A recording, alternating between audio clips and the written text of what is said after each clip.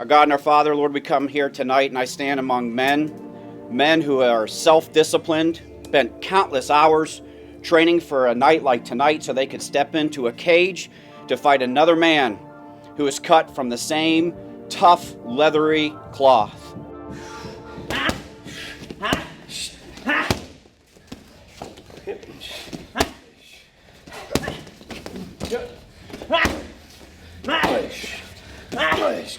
My name is Fred Stonehouse. I am 27 years old, and I'm a manager and a full-time martial arts instructor for the Ottawa Academy of Martial Arts, and I run their Rockland location. So actually, next week I'm heading down to Pittsburgh to compete in my third professional MMA fight. Come on. We go. Good. Good. Come on. 3.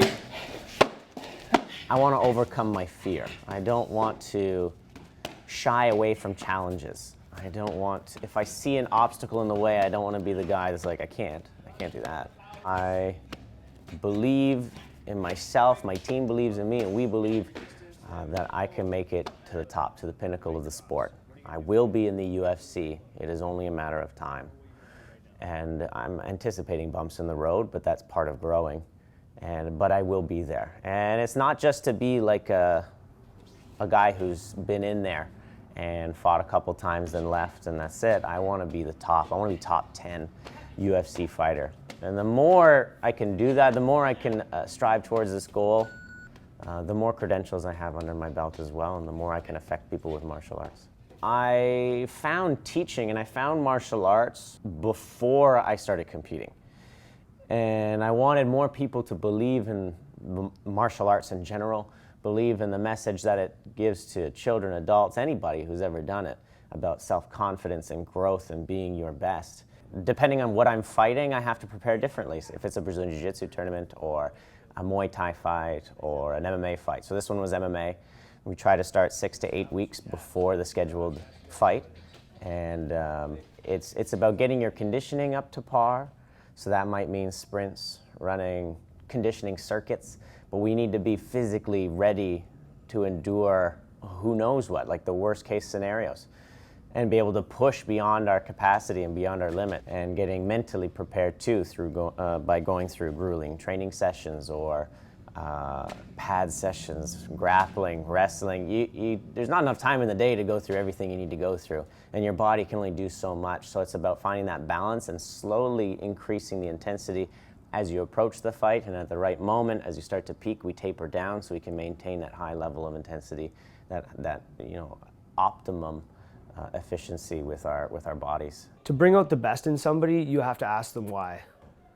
You have to demand something of them, but you also have to kind of like ask them the question, for them to look inside themselves. My kind of job is just to make sure these guys are fit, and by fit, it doesn't mean just strong and looking good. It means that they can last, bell to bell, complete pedal to the metal fighting, and they're going to be okay. And that's not just physical, that's mental too, that's psychological. These guys have to transform into something very special just for that day. It doesn't have to be the day before, it doesn't have to be the day after.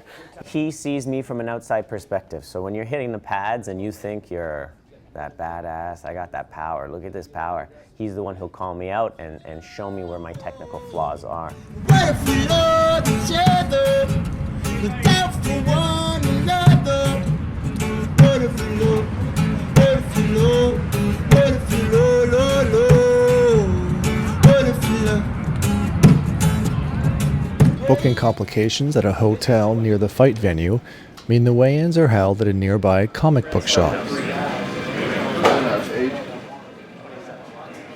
On our drive up, we stopped in Erie. It's like a place on the way here, like 2 hours from here. It was about 2 a.m. and we crashed at just a little motel. And I woke up, I was about 167, and then went for a run. After my run, I was 167. Came to Pittsburgh, started my weight cut last night in the tub, made it down to about 160 this morning, and then cut another 4 or 5 pounds in the sauna this morning. And then we relax, you try to not freak out or panic. You go and you sleep and you just kind of zone out until it's time to come here and weigh in. recovery and relaxing. That's it. No stress. Try not to overthink. Try not to think much at all. Just get into the zone, get into a good place, be calm, be positive, and rehydrate. It's going to take me, 5 to 6 hours to replenish the 15 pounds of water I've lost in the last little bit. So I'm lean, I'm mean, and I'm ready to fight. The hardest part to train is the mind. You come in and train, your body will get stronger, your kicks, your punches, your grappling, your takedowns, all that will get better. But the mind is the hardest to train. So yeah, your mind will tell you about the worst case scenarios, and you start to freak out, you get nervous, you get anxious, you get excited, you get angry, you get scared, you get happy, you get all the emotions run through you. The job of the fighter is to keep those in check and to keep those in control. So cool, calm, collected, and just understand that you're putting the work in and the effort in. You will be prepared when the time is come. Along with teammate and co-competitor Adam Hunter, who was fighting in the co-main event, Fred arrives at the stage AE around 4:30. There's a brief chance to examine the cage and get a feel for its confines before making his way to the holding room, where fighters from the blue corner prepare and await their matches. There are a few things yet to be done: a doctor's checkup, which usually happens on weigh-in day, a fighter's meeting with the referee, and, in this case, a chance run-in with his opponent, 22-year-old Devontae Smith from Ohio.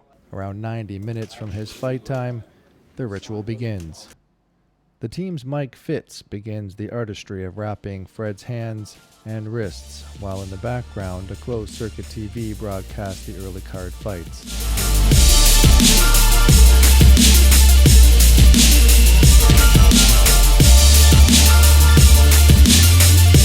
An official signs off on the wraps, and Fred is fitted into his gloves.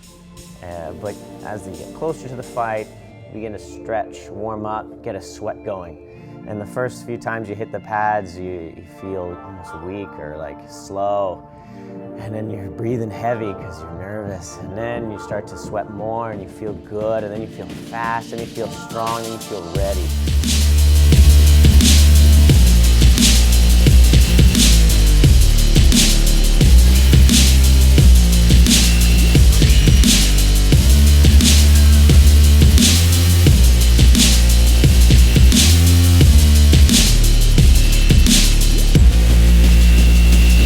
And right as they're about to tell you to go out, okay, Fred, you're up. It's the hardest feeling to explain. They call it Mushin. The samurai would call it Mushin, and it's this mind to no mind state. It's almost like a Zen feeling where the fear disappears and there's no anger, there's no anxiety, there's nothing. It's a very strange feeling. I was going relatively well up into, the end. There's a quick exchange on the feet. The guy took Fred down, then, landed in a dominant position. Fred was able to, move into a more neutral position, and he had a really good submission attempt on him. Had a relatively tight triangle. He was missing a couple details, I think, to finish it and get the tap, and then there's a couple scrambles, some leg lock transitions. And then, I think Fred made a bit of a mistake in the sense that he allowed for too much distance. And, his hips and his leg work weren't exactly right. And he basically took a big shot that rattled him. And then I thought it probably should have been stopped at that point. There's a subsequent, at least 2 more shots before it was stopped, and Fred obviously came out on the losing end. He got knocked down. He was transported to the trauma center, and unfortunately, that's part of the game. It happens, and I know at Ottawa Academy of Martial Arts we've had similar events, and guys suffer devastating knockouts and go on to careers in the UFC. Yes, and when I come back, can you and I and Pat sit down and lay out a plan, because I want to be the best, Nick, and I want to train consistently, and I don't want to only train when I have fights, and I don't want to only work hard when I have to. I want to be the best, Nick. I want to be in the UFC. I want to be #1.